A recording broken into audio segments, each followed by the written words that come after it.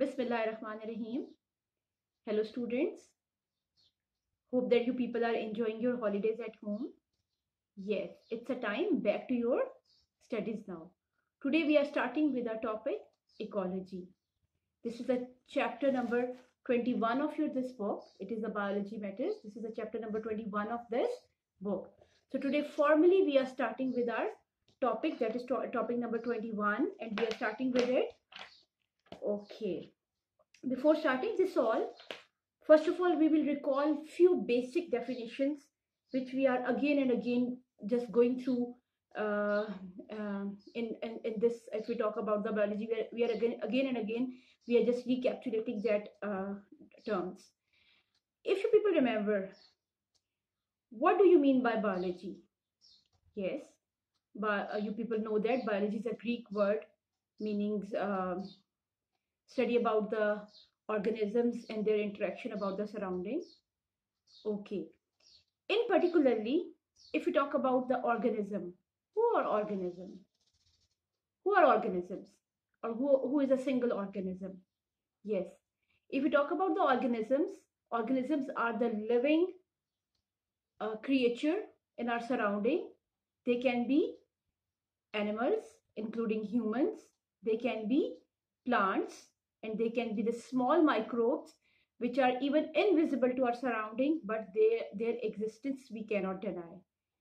Okay, so if we come on the term ecology, if we talk about the term ecology means the interaction between the organism and their surrounding. Once again, I'm repeating, what is ecology? Ecology is the branch of science which deals with the study of the interaction between the organism and their surroundings. And the person who study the ecology, we call them ecologist. What we call them? Ecologist. Yes. In our today's topic, mainly we will go through some basic definitions which can collectively make, or which can collectively clear our concept about the ecology.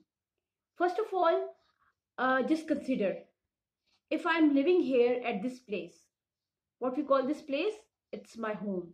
So it's the habitat of me.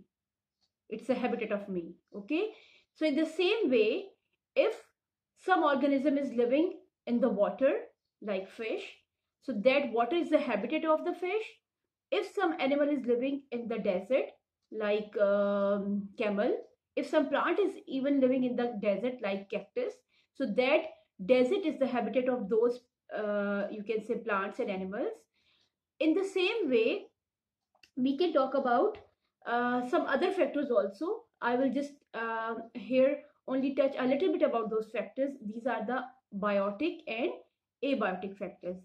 If we talk about the biotic, it comes from the word bio. Bio means study of livings. Yes, biotic means all those factors which are living in their nature.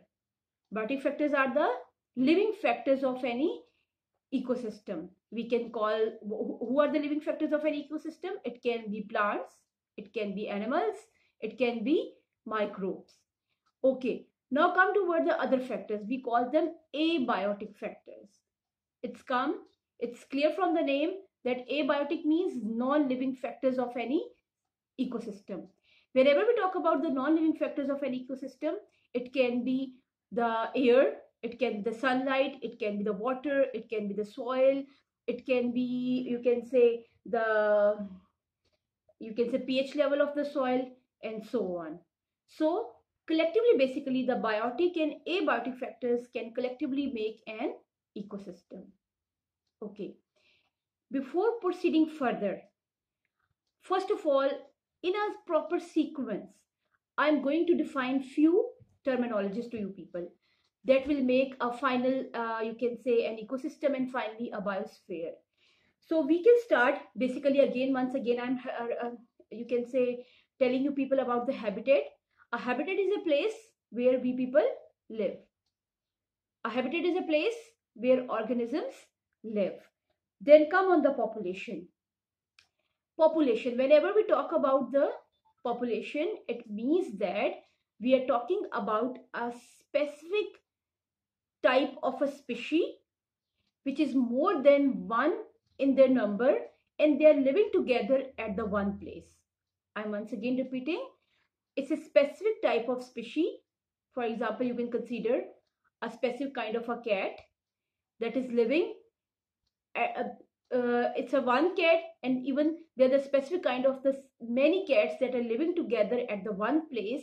We call them, it's they're living in their population, they're becoming a population there. Okay, now come to the next level of the organization, because these are the different steps of the level of the organization. We are having the 5 steps of the level of the organization, starting with the population. Next to population, we are having community. What is the you can say next to population, we are having the community. Whenever we talk about the community, it means that it's a community. It's in the community, we are not talking about the one specific kind of the you can say population living in the specific place. It means that if consider a place where one population of, you can say, cat is living, one population of fox is living, one population of you can say dogs are living, one population of the, you can say, different kind of the trees are living. So together, whenever many populations are living together at the one place, we call them community. What we call it? We call them community. Now come to the next term that we call ecosystem. So again, once again, I'm repeating ecosystem. Ecosystem is a place where all the living and non-living factors, all the living and non-living factors living together at the one place to make an ecosystem. For example, we are having the water ecosystem. If you talk about the water ecosystem, different kind of the fishes are there, other marine animals are there, water plants are there, you can say other non-living factors are also present there, and together they are making one ecosystem that we call water ecosystem. Okay, now come to what the other, you can say, a terminology that we call biosphere. What we call it? Biosphere. Whenever we talk about the biosphere, it includes the sum of all the ecosystems. It includes the sum of the all the ecosystems. For example, water together, jungle ecosystem, desert ecosystem, and all the ecosystem together, it can make a biosphere. Okay, now for making your concept more clearer, I'm referring few small links to you people. You people can have a look of them, and then we get back to our topic.